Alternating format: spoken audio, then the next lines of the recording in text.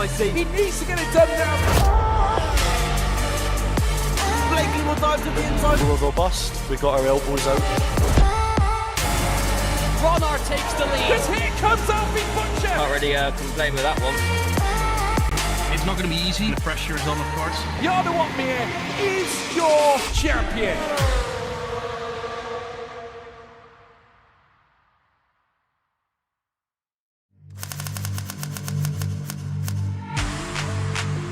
Good evening, everybody. Welcome back to PSGL. George Morgan here, your commentator, alongside me, TK, who is going to be rounding off the season with me. Down the inside, absolutely possible scene. This is for the win between these two. I'm on the edge of my seat. He needs to get it done now. Blakey will dive to the inside. We'll go bust. We got our elbows out. Ronner takes the lead. As here comes Alfie Butcher. Can't really complain with that one. It's not going to be easy. The pressure is on, of course. Yarda Watmere is your champion.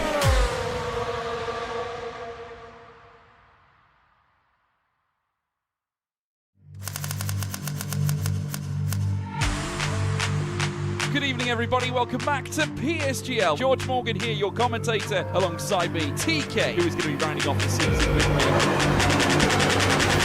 Down the inside, absolutely possible scene. This is for the win between these two. I'm on the edge of my seat. He needs to get it done now. Blakey will dive to the inside. We'll go bust. We got our elbows out. Ronner takes the lead. As here comes Alfie Butcher. Can't really complain with that one. It's not going to be easy. The pressure is on, of course. Yarda Watmere is your champion.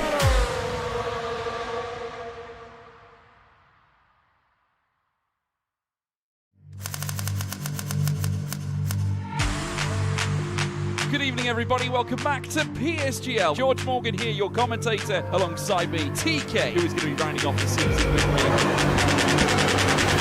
Down the inside, absolutely possible scene. This is for the win between these two. I'm on the edge of my seat. He needs to get it done now.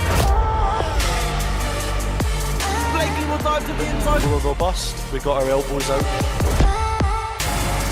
Ronner takes the lead. As here comes Alfie Butcher. Can't really complain with that one. It's not going to be easy. The pressure is on, of course. Yarda Watmere is your champion.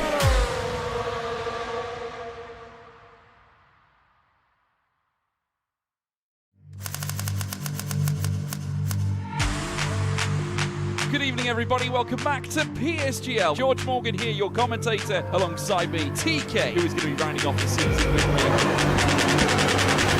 Down the inside, absolutely possible scene. This is for the win between these two. I'm on the edge of my seat. He needs to get it done now. Blakey will dive to the inside. We'll go bust. We got our elbows out.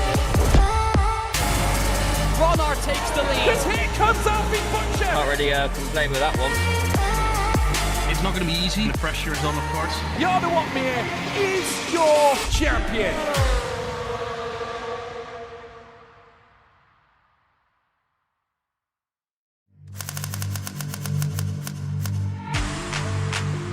Good evening, everybody. Welcome back to PSGL. George Morgan here, your commentator, alongside me, TK, who is going to be rounding off the season with me. Down the inside, absolutely possible scene. This is for the win between these two. I'm on the edge of my seat. He needs to get it done now. Blakey will dive to the inside. We'll go bust. We got our elbows out. Ronner takes the lead. As here comes Alfie Butcher. Can't really complain with that one. It's not going to be easy. The pressure is on, of course. Yarda Watmere is your champion.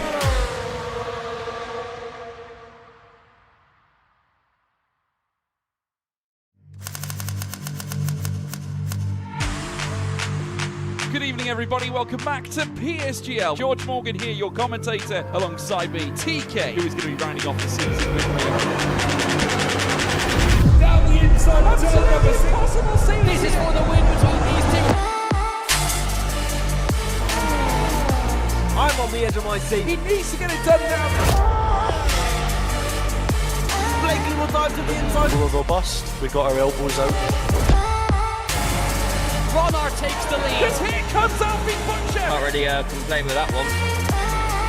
It's not going to be easy. The pressure is on, of course. Jarno Watmere is your champion.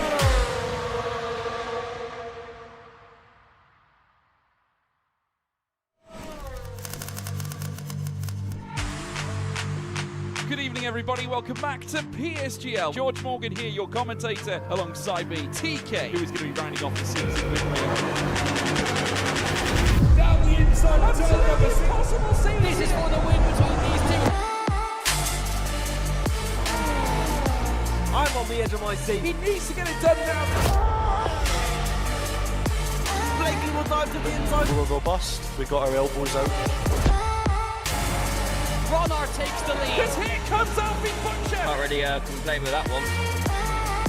It's not going to be easy. The pressure is on, of course. Jarno Watmere is your champion.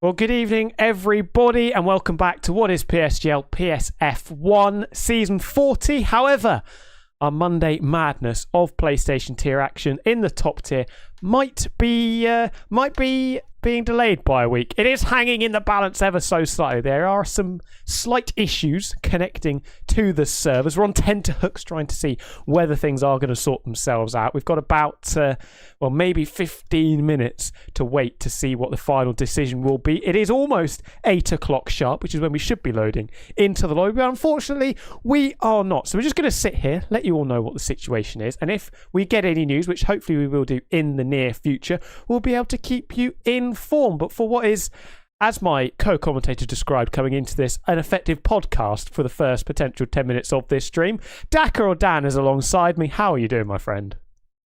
Well, I was doing very well and very much steeped in anticipation for what we're going to get treated to tonight. But yes, unfortunately, we're having some big issues with the EA servers. At the moment, just checking, of course, in their Discord server or our paddock for PSF1, keep a very close eye on that to see what indeed is happening there.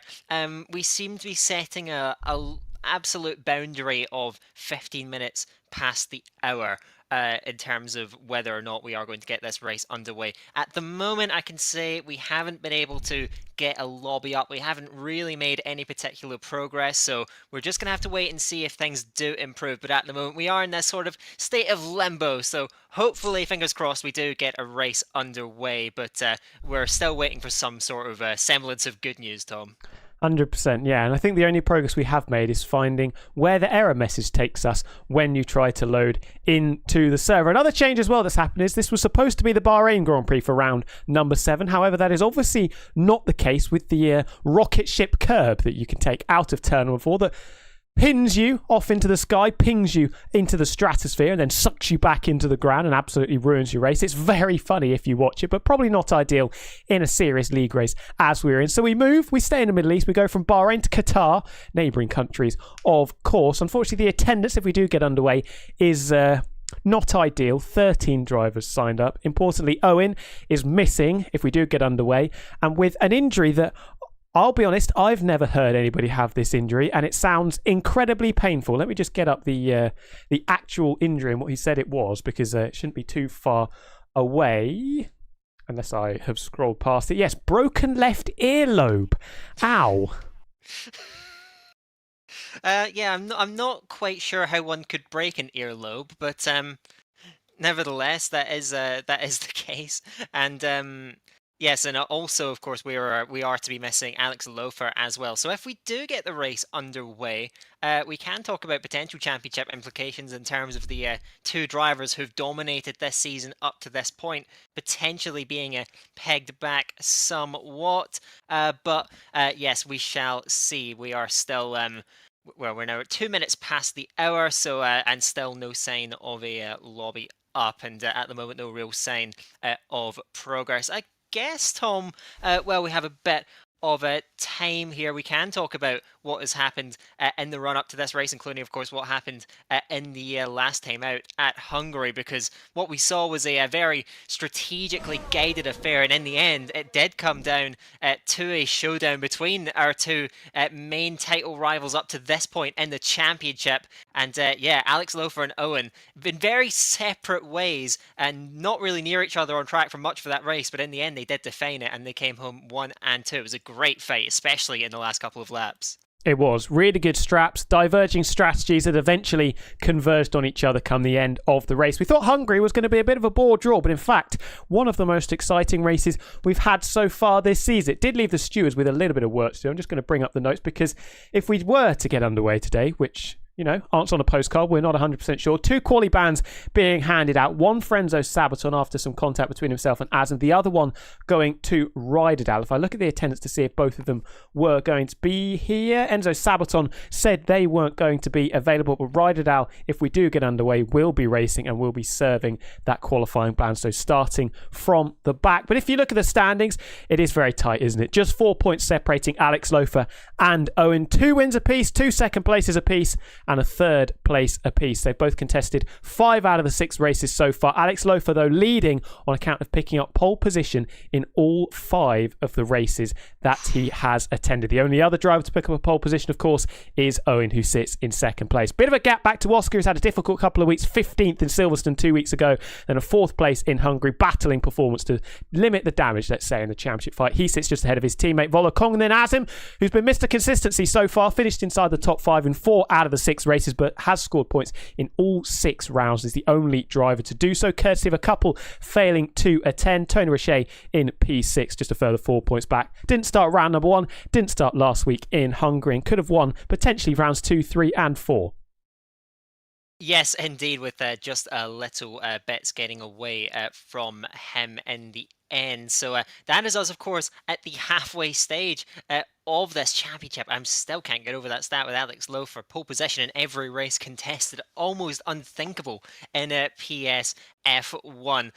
So yeah, the still very finely poised in the championship fight up to this point. And yeah, obviously no change expected from tonight in terms of Alex Lofer and Owen if we do eventually get a race underway.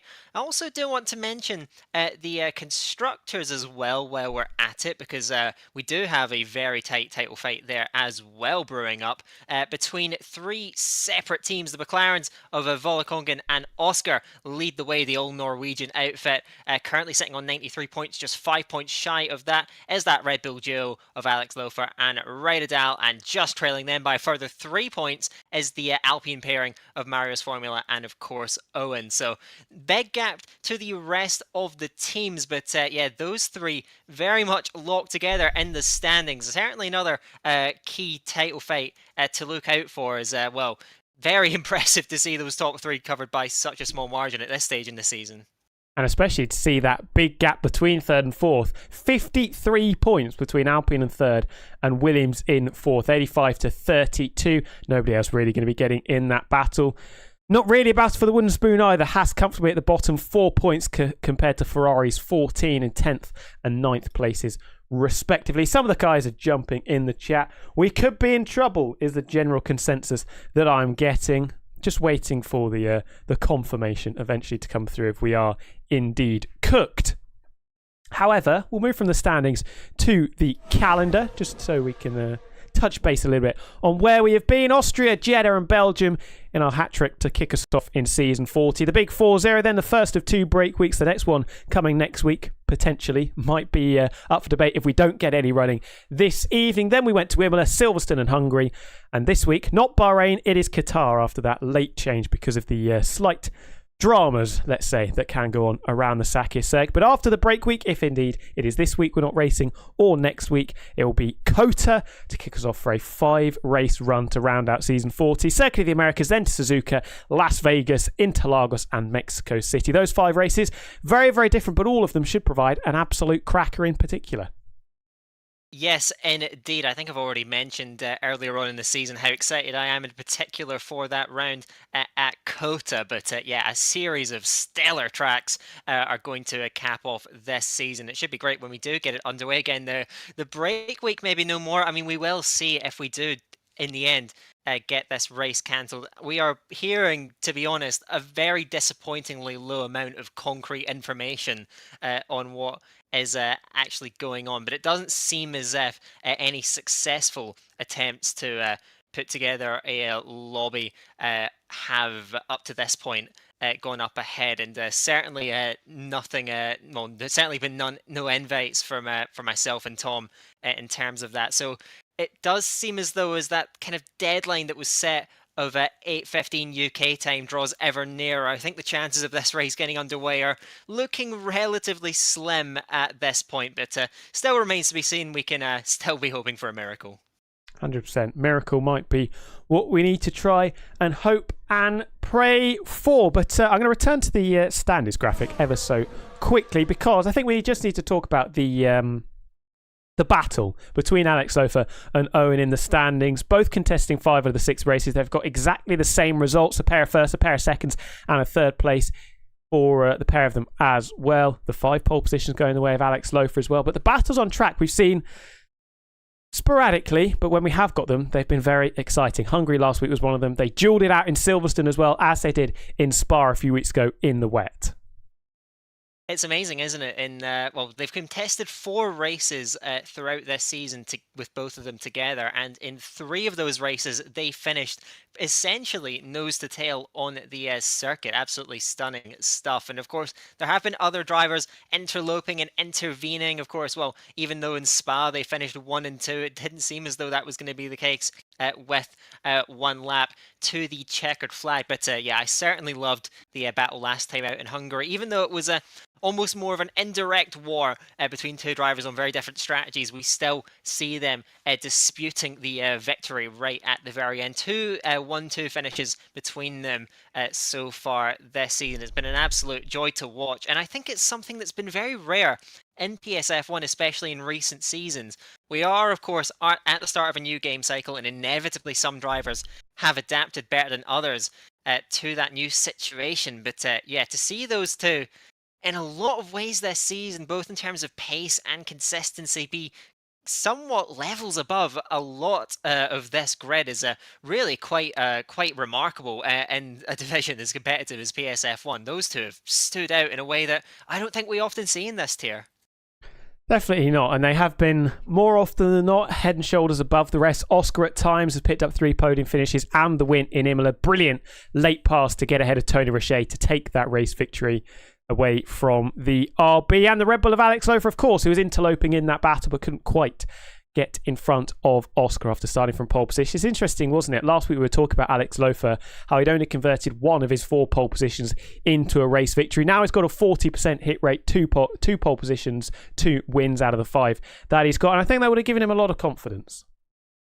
It certainly would have done. But again, I do want to say that a lot of the 3 consecutive pole positions that weren't converted, that can certainly play on your mind, but it certainly wasn't through a lack of pace or even a lack of execution. In the end, he's a lot of times just bested by a truly brilliant race performance or a truly brilliant move, like we saw at Silverstone, for example, when Volakongen picked him off heading through that period as again, more drivers on different strategies coming together. So Alex Lofer, there's been little reason for him to lose confidence at any point throughout this season, but yeah, certainly getting that win on the board, matching Owen as 2-time race winners throughout this season is going to be giving him a very good feeling, and I think he'll probably be feeling even better if this race doesn't get underway, and the gap, particularly to someone like Oscar, is not going to come down. We are still waiting to see, but now at 12 minutes past and still no sign of anything, there's little reason to feel optimistic at this point. Not ideal at all. If we look further down, maybe just to shout out a few people. Volakongen has scored points in 15 of the last 16 races he's contested in PSGL PSF1. Returned to the podium at Imola for the first time since round 6 of season 36, which is a hell of a long time ago and picked up a first win in even longer a week later in Silverstone. So he's a driver that's showing that his peaks right back up to where they were in years gone by in PSGL, PSF1, which is good to see. I think we want to have as competitive a grid as we possibly can do. Certainly, and as for Volakongan, he's found himself in that position multiple times throughout this season where he is just riding the coattails of the top guys. He finally managed to get over the line in Silverstone. Even Hungary, though, last week when he finished down in P6, he was still right in the mix. And you could argue if he's just another second up the road, he gets DRS, and then very, very different ball game it is for the McLaren driver. In the end, he did have to settle for P6. You could argue he deserved more than that, though, on the day. But still on the fringes of the title fight, I would say. Oscar is very much in the mix. As for everyone else, Azim comes next in the standings in 5th place, but really needs that one big result to thrust himself into contention, and everyone else just seems, I would say, with 6 rounds to go, maybe it's too early to say, but they seem to be running out of time, especially with the top drivers in such good form. 100% halfway through the season, top 4 covered by 30 points. You feel like that's probably the maximum for somebody to make a late run. Tony Roche, who's shown potential title winning pace at certain times this season, sat there on 28 points, hold 43 off the tail of Alex Loaf, who does lead the way. It is now 8:14. We are 1 minute away from the time that we set about 15 minutes ago, maybe even 20 minutes ago, to see what the plans would be. It's not looking good, as a famous man once said, not looking good, bruv. But we will hope in the remaining 45 seconds before we reach that mark, but not ideal. This feels a little bit about like Spa 2021, waiting for the rain to subside, and eventually it just didn't. No, and that was a massive disaster on the day. I can assure you we are doing just about everything we can do, but if the servers don't play ball, that's essentially it. I should explain just what I'm actually seeing on my screen. I believe Tom is actually not having this same issue himself, but it's really just an error message that pops up as you try to get hooked onto the AA services. I just get online services error, failed to connect to online services, and a little bit of a longer document after that to run through. And most of the drivers on the grid I can see are seeing that exact same message. And at the moment, that showed no signs of changing. It doesn't seem as though we can get a lobby up at all, and we have hit that deadline. We haven't had an official confirmation yet, but it does seem as though these servers just there's no sign of them picking up. Yeah, and I have actually got the message now, so why don't I show you the situation that we currently find ourselves in. Failed to connect to online servers, you can see there, as Dan has just read out, and it is not ideal news, is it? No, certainly it is not. And really, it does seem as though the chances of getting this race underway are next to nil, and we are almost just waiting for the official which I believe we have had come through our Discord server, riffle through the paddock. PSF1 race is cancelled, but there might be a chance that we do race in the break week coming up. In a week's time. So this one can go down as a big failure. Couldn't get underway, which is disappointing, but things, of course, should be sorted out. In a week's time, we will, trust me, get to the Lusail circuit eventually.